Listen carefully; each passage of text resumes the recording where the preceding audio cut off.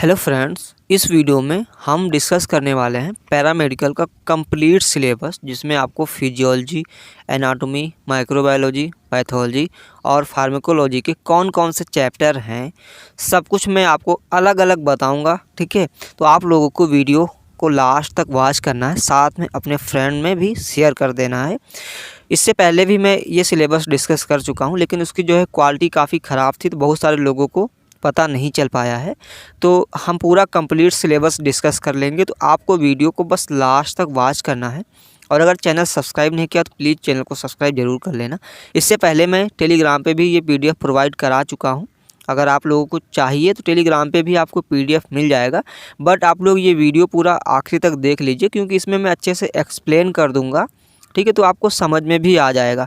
तो सबसे पहले हम डिस्कस करेंगे फिजियोलॉजी का सिलेबस। फिजियोलॉजी में कौन कौन से टॉपिक हैं जो आपको पढ़ना रहेगा।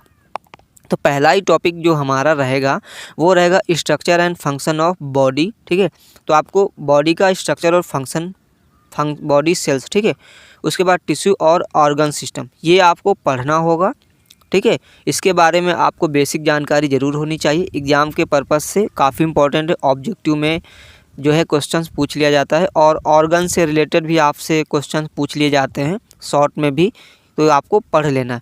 उसके बाद blood, it's component and function, तो ब्लड के बारे में आपको पढ़ना है, इसके कंपोनेंट क्या क्या हैं और इसका फंक्शन क्या है, ये आप सभी को फिजियोलॉजी में पढ़ना होगा। उसके बाद आता है हमारा हीमोग्लोबिन। हीमोग्लोबिन भी आपसे 5 नंबर में पूछ लिया जाता है एग्ज़ाम में, तो ये भी आपको पढ़ना है। उसके बाद ब्लड ग्रुप, ब्लड ग्रुप भी आपसे एग्ज़ाम में पूछा जा सकता है। उसके बाद ब्लड क्लॉटिंग फैक्टर्स, ये भी काफ़ी इंपॉर्टेंट है। Bleeding time and clotting time, ये भी आपके लिए इम्पॉर्टेंट है, तो आपको ये टॉपिक भी आपको पढ़ना होगा। और ये जो मैं सिलेबस बता रहा हूँ ये सभी डिप्लोमा के लिए है, ऐसा नहीं है कि एक डिप्लोमा के पर्पज़ से मैं बता रहा हूँ। आप कोई भी डिप्लोमा कर रहे हैं, चाहे एलडी कर रहे हैं, चाहे एक्सरे कर रहे हैं, चाहे ओटी कर रहे हैं, चाहे एनेस्थीसिया, चाहे कार्डियोलॉजी, चाहे ट्रामा केयर टेक्नीशियन, ठीक है, चाहे आप फिजियोथेरेपी का कोर्स कर रहे हैं, आप कोई भी कोर्स कर रहे हैं पैरामेडिकल में, सभी के लिए ये पूरा का पूरा कंप्लीट सिलेबस है। इसलिए आप लोगों को पूरा समझ लेना है, और ये वही टॉपिक हैं जो आपके एग्ज़ाम में पूछे जाते हैं। उसके बाद आता है हमारा प्लाज्मा प्रोटीन, ये भी काफ़ी इंपॉर्टेंट है, आपके एग्जाम में पूछा जाता है। Total plasma protein, albumin, globulin and fibrinogen. उसके बाद normal values and function of plasma protein, ये भी आपका काफ़ी इंपॉर्टेंट है, तो ये भी आपको पढ़ लेना है। उसके बाद नर्व एंड मसल फिजियोलॉजी, तो नर्व हो गया आपसे, और मसल फिजियोलॉजी भी आपको पढ़ लेना है। उसके बाद कार्डियोवास्कुलर सिस्टम, ये भी आपका किस में आएगा, फिजियोलॉजी में आएगा, जो कि आपको पढ़ लेना है और हर साल एग्ज़ाम में पूछा जाता है। और इसका डायग्राम भी आपको, हार्ट का डायग्राम अच्छे से बना लेना है और सीख लेना है। उसके बाद आता है हमारा ब्लड प्रेशर। ठीक है, ब्लड प्रेशर आप किस तरीके से लेंगे, blood pressure and pulse, definition, measurement technique and factors controlling blood pressure, काफ़ी इंपॉर्टेंट है और एग्ज़ाम में पूछा जा सकता है। तो आपको क्या करना है, जो भी आपका बीपी मशीन होता है उसका डायग्राम बनाना सीख लेना है। ठीक है, और किस तरीके से इसका नॉर्मल रेंज क्या होती है वो पता होनी चाहिए। ठीक है, टेक्निक क्या होती है, किस तरीके से आप लोग ब्लड प्रेशर मेजर करते हैं। ठीक है, कौन कौन से फैक्टर हैं जो ब्लड प्रेशर को कंट्रोल करते हैं। ठीक है, वो सारी चीज़ें आपको पता होनी चाहिए। Digestive system function, digestive system जो कि आपका जीआईटी होता है, तो ये तो हमेशा ही रिपीट होता है, आपको पता होना चाहिए। उसके बाद एक्सक्रीटरी सिस्टम एंड फंक्शन, ठीक है, एक्सक्रीटरी सिस्टम भी आपका फिजियोलॉजी में आएगा, आपको पढ़ लेना है। Endocrine glands and their function, ठीक है। देखो, ये जितने भी मैं टॉपिक आपको पढ़ा रहा हूँ, अगर इन सभी टॉपिक के आपको नोट्स चाहिए, ठीक है, आपको नोट्स चाहिए, तो आप लोग हमें इस नंबर पर मैसेज कर सकते हैं। ठीक है, ये नंबर आपको डिस्क्रिप्शन में भी मिल जाएगा, आप डिस्क्रिप्शन चेक कर सकते हैं। इन सभी टॉपिक के नोट्स मैं आपको प्रोवाइड कर दूंगा इस नंबर पे। ठीक है, इस नंबर पे आपको मैसेज करना है, वो भी व्हाट्सएप पे, तो मैं आपको इन सभी टॉपिक के नोट्स प्रोवाइड कर दूँगा ओनली 99 रुपीज़ में। ठीक है, अगर आपको चाहिए तो आप लोग मैसेज कर सकते हैं, फ्री में प्रोवाइड नहीं करूँगा। ठीक है, और बहुत सारे टॉपिक हमारे पास ऐसे भी हैं जो बाइलिंगुअल है, मतलब हिंदी और इंग्लिश में है, और बहुत सारे टॉपिक जो कि इंग्लिश में ही मिलेंगे। ठीक है, तो अगर आपको चाहिए तो आप हमारे इस टॉपिक पर, मतलब कि इन टॉपिक पे अगर नोट्स चाहिए तो आप हमारे इस व्हाट्सएप नंबर पर मैसेज कर सकते हैं, हम आपको इन सभी टॉपिक्स के नोट्स 99 में प्रोवाइड करा देंगे। उसके बाद आता है हमारा introduction to male female reproductive system, very important है। Male and female reproductive system आपके एग्जाम में पूछा जाता है। उसके बाद function of nervous system and ANS, very important है, आपसे नर्वस सिस्टम पूछा जा सकता है तो आपको पढ़ लेना। स्पेशल सेंसेज, स्पेशल सेंसेज में आपका क्या आई आ जाएगा, ठीक है, आई आ जाएगा, नोज आ जाएगा, ठीक है, ईयर आ जाएगा। तो इनसे एग्जाम में क्वेश्चन बनते हैं और ज़्यादातर आपका ईयर से, कान से एग्जाम में ज़्यादातर बनता है, तो आपको ज़रूर पढ़ लेना है, ठीक है। उसके बाद रेस्पायरेटरी सिस्टम फंक्शन, ठीक है, तो रेस्पायरेटरी सिस्टम भी काफ़ी इंपॉर्टेंट। रिप्रोडक्टिव सिस्टम जो कि अभी मैंने आपको ऊपर ही बता दिया है, ठीक है, male and female reproductive system, तो एक बार फिर से रिप्रोडक्टिव सिस्टम है जो कि आपको पढ़ लेना है। अब हम देखते हैं फार्मेकोलॉजी के टॉपिक कौन कौन से। अभी मैं नीचे आपको एनाटॉमी के भी टॉपिक बताऊंगा, अभी हम फार्मेकोलॉजी के टॉपिक देखेंगे कौन कौन से हैं। तो पहला है हमारा introduction and definition of pharmacology. तो फार्मेकोलॉजी का इंट्रोडक्शन और इसकी डिफिनीशन हमें पढ़ लेना है। उसके बाद जो टॉपिक आपका फार्मेकोलॉजी में पूछा जाता है वो एक ही टॉपिक है जो सब कुछ कवर कर लेता है, रूट ऑफ ड्रग एडमिनिस्ट्रेशन। लगभग 50% डिप्लोमा में ये क्वेश्चन रखा जाता है, ठीक है। आपका कोई भी डिप्लोमा हो, मान लिया टोटल यहाँ पर जो भी आपके 20-25 डिप्लोमा हैं उनमें आप ये समझ लो 10 डिप्लोमा ऐसे होंगे जिनमें ये क्वेश्चन कॉमन रहेगा, मतलब 10 नंबर में मिल जाएगा, तो इसलिए आपको पढ़ लेना है। उसके बाद आता है हमारा analgesic and antipyretic, very important है, आपके एग्जाम में एनाल्जेसिक से एंटीपायरेटिक से पूछा जाता है। स्केलेटल मसल रिलैक्सेशन इंपॉर्टेंट है, लेकिन एनेस्थीसिया के बच्चों के लिए, ओटी के बच्चों के लिए काफ़ी इंपॉर्टेंट है, उन स्टूडेंट के लिए ये क्वेश्चन रखा जा सकता है एग्ज़ाम में। डायरेटिक सबसे ज़्यादा इंपॉर्टेंट है इसमें, डायरेटिक जो कि एग्जाम में 5 नंबर में पूछ लिया जाता है, एंड एंटी डायरेटिक, तो आप सभी को पढ़ लेना है। उसके बाद आता है हमारा एंटीबायोटिक्स, जनरल कंसिडरेशन, एंटीबायोटिक आप सभी को पता होना चाहिए। उसके बाद drug used for hypertension, hypertension में कौन कौन से ड्रग यूज होते हैं उनके बारे में, उनके नाम, उनके डोज, ठीक है, सब कुछ आपको पता होना चाहिए। उसके बाद आता है हमारा पेनिसिलिन, बेटा लैक्टम, सल्फोनामाइड्स और कॉट्रिमोक्सोल, ठीक है, ये भी आपके लिए एग्ज़ाम में इम्पॉर्टेंट तो कम है लेकिन आपको पढ़ लेना है। वैसे कभी ज़्यादातर पूछा नहीं जाता, 1 या 2 नंबर में पूछ लिया जा सकता है, बाकी का आपके एग्ज़ाम में आता नहीं, बट पढ़ लेना है आपको। एंटी ट्यूबरकुलर ड्रग्स, ये भी आपको पढ़ लेना है, बट एग्ज़ाम में थोड़ा सा कम ही आता है। उसके बाद adverse drug reaction, very important है, 5 नंबर में आपसे पूछ लिया जाता है, तो ये भी आपको पढ़ लेना है।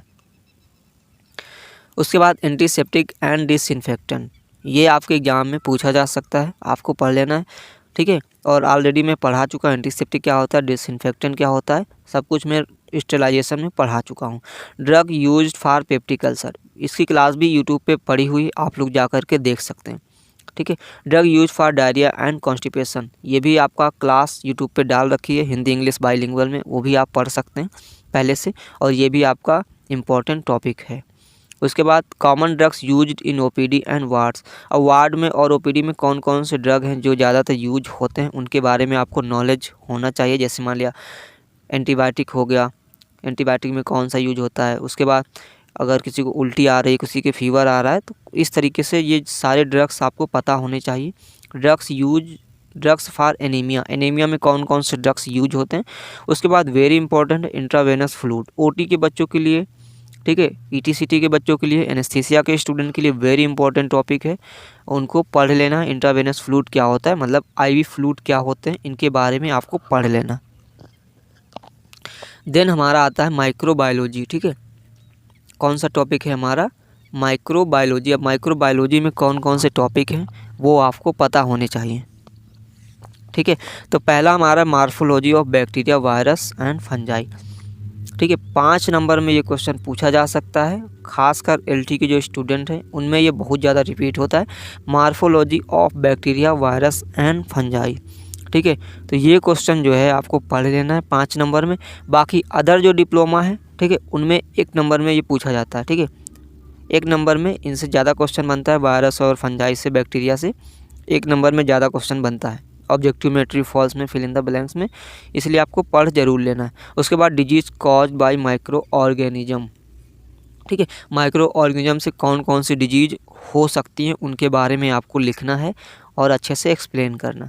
उसके बाद sample collection for microbiology, very important topic है एलटी के बच्चों के लिए। सैंपल कलेक्शन किस तरीके से कर सकते हैं माइक्रोबायोलॉजी में, ठीक है। तो ये सारी चीज़ें आपको पढ़ लेना। उसके बाद आता है हमारा biomedical waste management BMW, very important topic है 10 नंबर में, और ये टॉपिक हर डिप्लोमा के लिए इम्पॉर्टेंट है। और इस टॉपिक पे हमने ऑलरेडी वीडियो डाल रखा है, आप लोग जाइए यूट्यूब पे, पूरा कंप्लीट हमने अच्छे से एक्सप्लेन कर रखा है, आप लोग जाकर के यूट्यूब पे देख सकते हो। बाकी अगर आपको नोट्स चाहिए तो जो नंबर बताया उस नंबर पे मैसेज कर सकते हो, या फिर डिस्क्रिप्शन चेक कर सकते हो, वहाँ पर भी आपको हमारा नंबर मिल जाएगा। उसके बाद आता है हमारा needle stick injury prevention and spill management, ठीक है। ये भी आपका टॉपिक है, पढ़ लेना है, आपके एग्जाम में पूछा जा सकता है, ठीक है। देखो कुछ डिप्लोमा हैं, जैसे मान लिया ऑप्टोमेट्री हो गया, रेडियोथेरेपी हो गया, ठीक है। इन सभी डिप्लोमा के लिए ये है कि आप थोड़ा सा अपना सिलेबस देख लीजिए, क्योंकि इसमें से बहुत सारे टॉपिक आपके डिप्लोमा में नहीं आएंगे। बाकी जो अदर डिप्लोमा हैं उन सभी के लिए ये टॉपिक इम्पॉर्टेंट हैं, और ये सभी टॉपिक आज तक पूछे गए हैं ऐसा नहीं है, और ये सभी टॉपिक आपके सिलेबस में भी हैं। उसके बाद हॉस्पिटल एक्वायर्ड इन्फेक्शन, ठीक है। हॉस्पिटल एक्वायर्ड इन्फेक्शन किसे कहते हैं, ठीक है, वो भी आपको पता होना चाहिए, जो कि नोजोकोमियल इन्फेक्शन होता है। 1 नंबर में भी इससे क्वेश्चन बन जाता है। उसके बाद स्टेलाइजेशन एंड डिसइंफेक्टेंट, मैंने बताया कि आपको पहले से मैं पढ़ा रखा हूँ, इसकी क्लास लगा रखी है, आप लोग यूट्यूब पर इसी चैनल पर जा कर के हमारी क्लास को देख सकते हैं। उसके बाद हमारा हैंड हाइजीन भी आप लोग पढ़ लेना, वेरी इंपॉर्टेंट है। उसके बाद यूनिवर्सल प्रिकॉशन, इसकी भी क्लास पहले से ऑलरेडी हमारे यूट्यूब चैनल पे पढ़ी हुई है, जा कर के देख सकते हैं। हिंदी एंड इंग्लिश दोनों में पढ़ाया गया है, अच्छे से एक्सप्लेन कराया गया है। माइक्रोबायोलॉजी टेस्टिंग, ये भी आपका पढ़ लेना है और आपके एग्ज़ाम के लिए अच्छा है, और टॉपिक एलटी के बच्चों के लिए ज़्यादा इम्पोर्टेंट है। अब हम देखेंगे एनाटॉमी। अभी हमने फिजियोलॉजी देखा, अब एनाटॉमी में कौन कौन से टॉपिक हैं जो इम्पोर्टेंट है पढ़ना है। इंट्रोडक्शन ऑफ एनाटॉमी, इंट्रोडक्शन आपको पढ़ लेना है कि एनाटॉमी क्या होता है। उसके बाद basic terminology related to anatomy and positioning, terminology से रिलेटेड हमने वीडियो भी डाल रखा है, आप लोग जाइएगा ज़रूर देख लीजिएगा। और टर्मिनोलॉजी इम्पॉर्टेंट है आपके आगे की पढ़ाई के लिए भी, और हमेशा उसका ज्ञान होना चाहिए।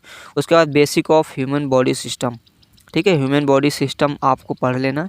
उसके बाद बेसिक्स ऑफ स्केलेटल सिस्टम जो है इस एक्सरे के बच्चों के लिए, एमआरआई के बच्चों के लिए, सिटी स्कैन के लिए, सभी के लिए इम्पॉर्टेंट काफ़ी ज़्यादा रहता है, इससे क्वेश्चन बनता है। आर्थरोलॉजी, जॉइंट्स के बारे में आपको पढ़ लेना, जिनमें से साइनोवियल जॉइंट्स से हमेशा क्वेश्चन बनता है, objective true false fill in the blanks में, और 5 नंबर या 10 नंबर में भी बन जाता है।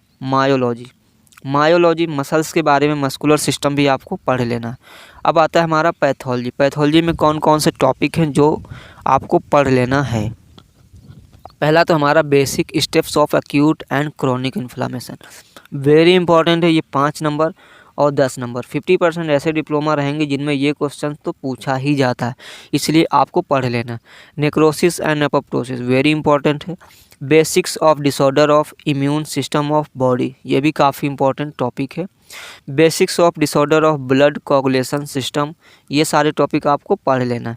उसके बाद वेरी इंपॉर्टेंट है mode of disease transmission and prevention, ये क्वेश्चन एलटी के बच्चों के लिए, ओटी के बच्चों के लिए, एनेस्थीसिया के बच्चों के लिए, ईटीसीटी के स्टूडेंट के लिए वेरी इंपॉर्टेंट है, इसे आप लोगों को ज़रूर पढ़ लेना।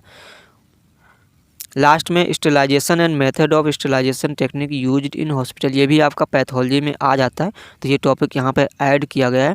तो ये सारे टॉपिक हैं जो आपको पढ़ लेना है, आपके एग्ज़ाम में हमेशा पूछे जाते हैं। ये पूरा PDF मैं आपको टेलीग्राम पे प्रोवाइड करा दूँगा, ठीक है।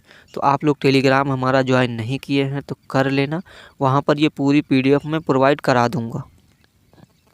बाकी का आपको नोट्स चाहिए तो हमने बता ही दिया है कि आपको क्या करना है, हमारे इस नंबर पर व्हाट्सएप पर मैसेज करना। इन सभी टॉपिक के नोट्स जो है हम आपको प्रोवाइड करा देंगे ओनली 99 में, ठीक है, ओनली 99 रुपीज़ में ये सारे टॉपिक के नोट्स आपको मिल जाएंगे। अगर आपको चाहिए तो आप हमें इस नंबर पर व्हाट्सएप पर मैसेज कर सकते हैं, इन सभी टॉपिक के नोट्स हम आपको प्रोवाइड करा देंगे।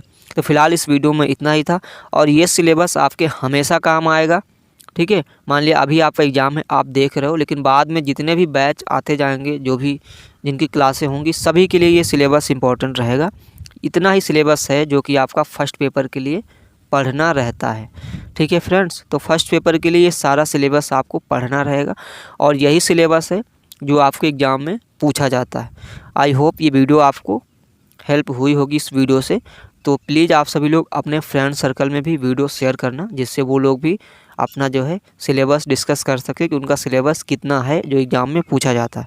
चलिए फिर मिलेंगे आपसे नेक्स्ट वीडियो में।